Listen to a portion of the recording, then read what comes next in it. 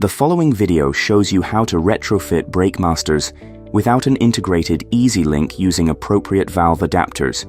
In the following, we will show you how to fit the MAGURA EASY LINK 1 valve with coarse thread as an example.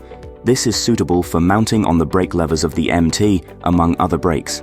The MAGURA EASY LINK 2 valve can be used for mounting on components with a fine thread, such as the 40-degree master banjo. Screw the Easy Link valve into the brake master until no more thread is visible or until 4 Newton meters are reached.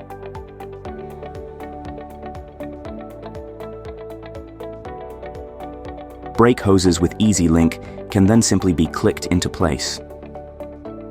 Caution: always use an appropriate ABS or Easy Link grommet to secure the Easy Link clip. You'll find more information in the service section at magura.com. Your Magura dealer will also be glad to help you.